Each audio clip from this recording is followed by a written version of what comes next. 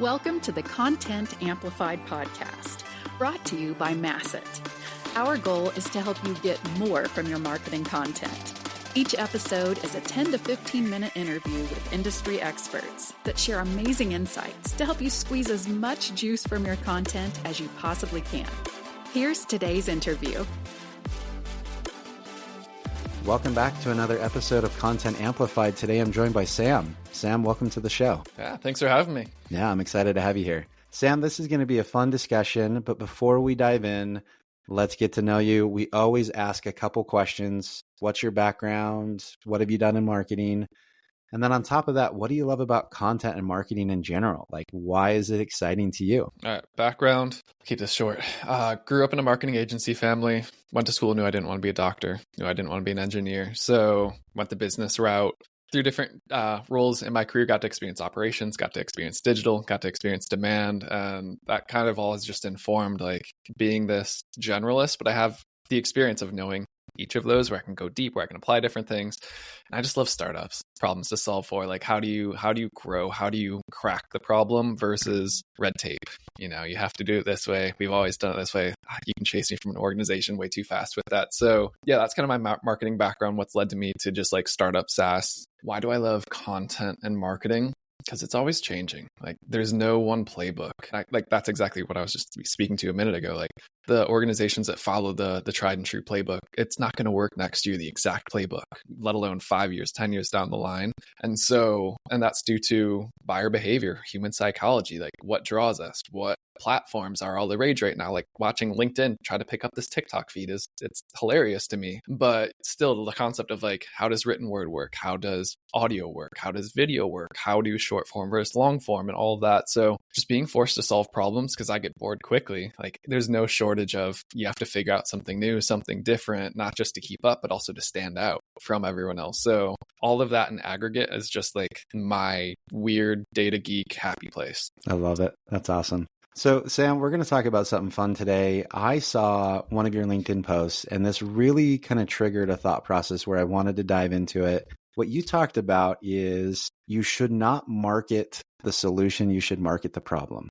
And that kind of got the wheels turning. And obviously in your post, you did a great job of explaining it. But for anyone listening in, what do you mean by that? Why should we market the problem, not the solution? Yeah. And I'm not the person who coined this phrase. Like, do not give me credit for this. I'm looking down at a book right now. Yuri Levine, he was the founder of Waze, but he's got a book called Fall in Love with the Problem, Not the Solution. But it's the easiest concept of it is like when someone wants to buy something, well, realistically, when do you ever want to buy something, especially in the B2B space? Never. You don't think like, I want that solution. I want to buy that brand. You're like, I have this problem that I need to solve. Who can help solve it?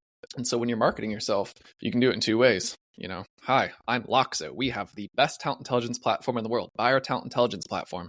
People might not have any idea who our brand is or what the heck a talent intelligence platform is. But if we say, hey, are you struggling with finding the very best talent for your organization? Like, do you know how to find the right candidates? That's the problem that they're trying to solve for. So you can either keep beating this drum over here that people have no idea what you're saying, or when someone's finally like, oh yeah, like we've been struggling to hire this perfect VP of finance. I remember seeing this company like Loxo or something about it. That's when they start to connect the dots between what it is that you do. And again, they don't care about solutions. No one really wants that. And especially when you're marketing to the 95% of people who like, they aren't in buying, they have a product, they don't want to buy anything right now. That's how you create this bridge between them understanding what it is that you do, what do you solve for? Because at the end of the day, that's what they're buying is a solution to a problem, not a solution or like a brand name product, so to speak. I love that. So when you look at typical B2B marketing, what's kind of the contrast that you're noticing? Like, obviously, a lot of brands will go after the solution-based marketing. How could they start to flip the script and get a little bit better about it? And there's so many channels where I feel like there's a different strategy in each one, from like your advertising to your website, things like that. How can I, as a marketer, say, okay, I need to be a little bit more problem-oriented? How do I start to kind of adjust and move and transition into this kind of new world? Customer research. I mean, that's going to be a big one at the end of the day. And it's not, yes, most people listening to this probably have product market fit where they work.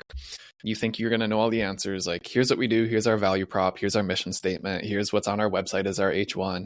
But if you go and ask your customers, like, hey, pretend that you've never heard of our company before. How do you explain it to someone else who's in your exact role? How do you explain it to your parents? How do you explain it to your peers? And it's usually going to be very different language, and it's never going to be about like they help me make more money, they help me save time, they help me become more like XYZ efficient or drive this ROI. It's always about like, it helps me to recruit, it helps me to find the best candidates quicker than other places, or something like that. So when you understand that language, you can then use that to inform all of the content that you create, because usually people want to learn and understand, like, how do I solve that problem? How has someone else similar to me solved that problem? And that's why the ads for like increase your ROI by 100x do way worse than, find this organization that's exactly like you struggled with finding the perfect VP of finance. They just hired them. Find out how. Like, that's the thing that's going to get them interested, because they want to see that story. They want to understand and put themselves in the shoes of that person. So they care more about like, how are you solving the problem versus what's this solution that's supposed to do all this promise stuff. But if they can't contextualize this, then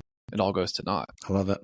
It sounds like there's a big emphasis on the ability to get customers to talk about the pains that they were experiencing and telling their stories. Is that kind of a big part of the strategy? I mean, even that advertisement you talked about, company XYZ was struggling to hire this specific role, they just did. Is that how like a lot of this content is in place, or is it kind of a mixed bag of other areas for your content marketing? Yeah, it's a mixed bag. That's just one example of it. So yeah, along with the case studies, it's really easy to say like, and promise, here's what we do, write it on paper, write it in text on your website. We're a big fan of showing what it looks like. So like, you see this in interactive demos. We don't have an interactive demo. We do have, we call it like our pro trials. It's a freemium experience, so you can get in and understand it. But that's the thing, especially when you're in a very competitive space, there's tons of options out there. It's like, I mean, go look at any website. Number one ATS in the world. And then you have like 10 websites saying that's like, well, which one's really number one? It's the whole like Buddy the Elf Fast Coffee conundrum. But when people see it in action for us, that's the aha moment. And that was what I was brought on to help people understand, is like, we have phenomenal win rates when people see you can do all this workflow in one place versus having to jump around.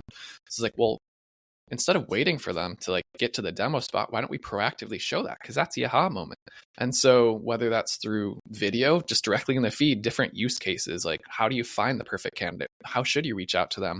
How should you be evaluating tech that helps accomplish this? What's the best subject line to use in an outreach? All these different scenarios, we'll just drop in different pieces of content. We'll do it through written, we'll do it through video, and just proactively show that. Because again, that's like these micro problems that people are struggling with day to day.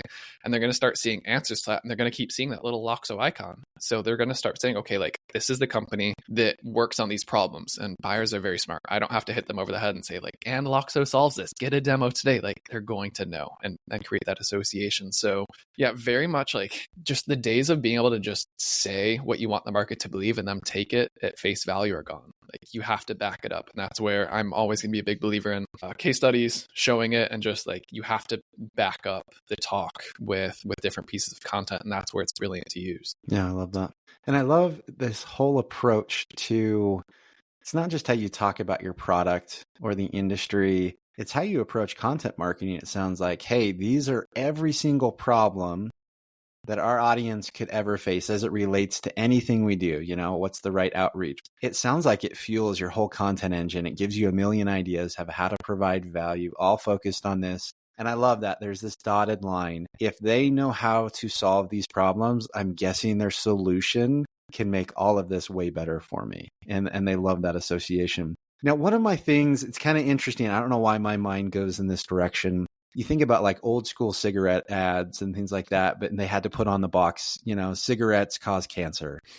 And there's all of this like fear-based advertising. I'm not going to lie, when I hear don't market a solution, market a problem, I immediately think, okay, well, is this a little bit of a scare tactic? Things like that. How do you avoid that, or do you lean into that? What are your thoughts on the fear-based advertising when it comes to problem-based advertising? I haven't really thought about it, to be honest. I think more just in terms of differentiation. And again, that goes back to like the category that we're in is so crowded. Everyone's marketing the solution. Everyone is marketing like, get a demo, do this, do that. And I'm watching people then just become a race to the bottom. Like, all the brands are the same. All the features are near identical. Okay, who's the lowest price point?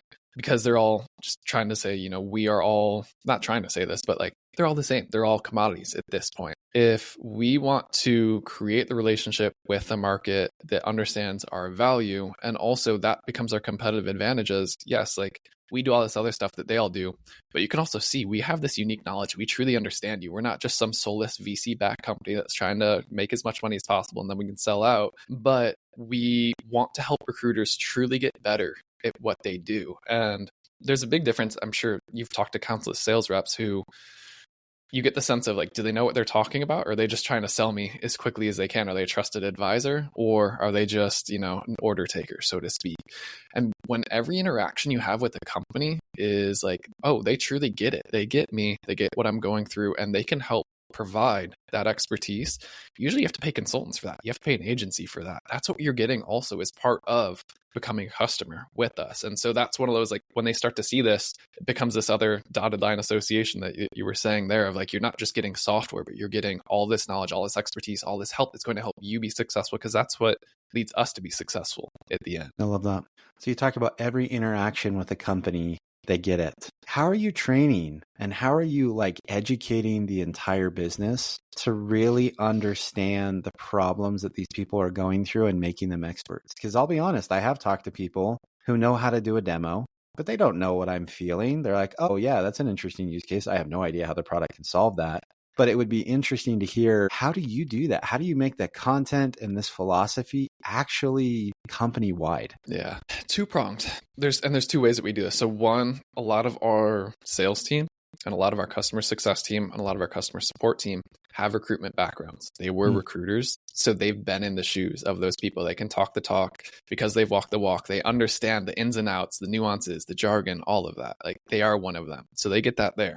Then you have people, engineers, product designers, marketers, our entire marketing team. None of us have recruiting background. Like, yeah, we've been at companies that have helped make hires before, but we were never formal recruiters. So in those instances, it still comes down to the hiring profile. And we look for people, no matter whether they have recruitment background or not, but it's like that growth mindset.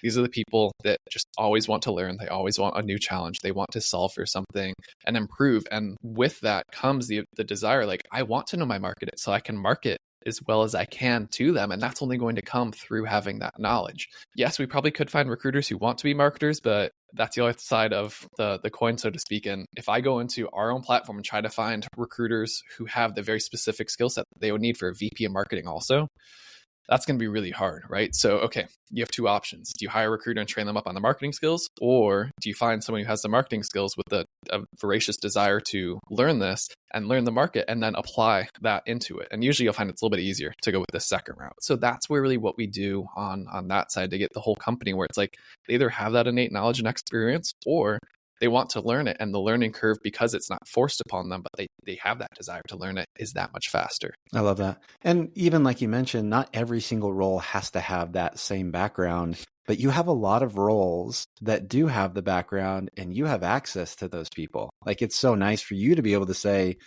hey, like what problem is this solving? Like what does this do? Or the engineer or the product team can come and talk to that support rep or that success rep or that sales rep who has that background. They say, oh, this is going to make life so much easier because this, and this, and here's this little tidbit and this little insight. Here's the pain they're feeling at this moment in time. So I love that even though not everyone has that background, you've got enough that you probably have access to way more subject matter experts than a lot of other people do. Is that kind of how that works in your business? Yeah. And you led right into that. I was going to say, like, even though, you might have one subject matter expert who came from a certain job board company, one subject matter expert who came from a certain type of recruitment that might be in sales, that might be a product engineer. When a certain scenario comes up, say we have a new customer that's onboarding in this segment, and we have an engineer who used to work over there, we'll connect them. Say like, hey, go chat with them. Understand, like you can be our translator, so to speak. And we do that all the time, where regardless of like, you're not a sales rep, you're a sales rep, you're in customer success, we pull each other back and forth